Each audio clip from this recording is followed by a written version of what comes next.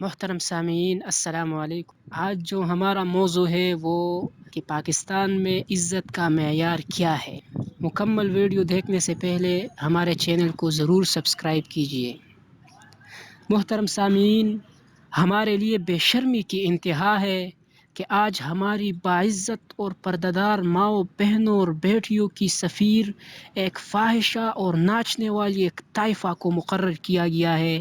آج جواب چاہیے اسمبلی میں چیخنے چلانے والے مراد سعید سے، جواب چاہیے فردوس عاشق آوان صاحبہ سے، اور سب سے بڑھ کر ریاست مدینہ کے نعرے لگانے والے وزیراعظم عمران خان صاحب سے کہ کیا آپ لوگ ہماری بہنوں اور بیٹیوں کو یہ بتانا چاہتے ہیں کہ فحاشی اور برہنہ ناچنے سے عزت، شہرت، دولت اور عہدے مل جاتے ہیں؟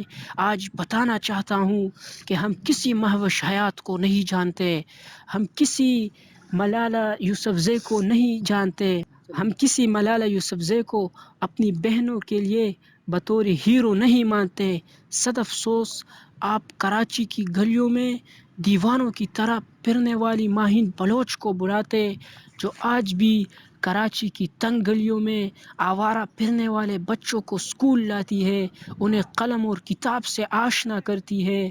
حیف ہے آپ لوگوں پر جو حقیقی ہیروز کو نہیں جانتے اور فحاشی کا بازار گرم کرنے والوں کو صدارتی ایوارڈ تک مل جاتے ہیں۔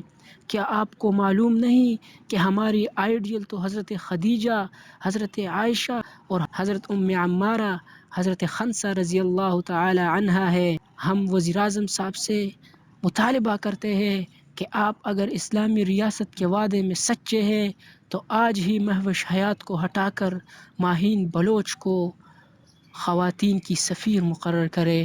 شکریہ۔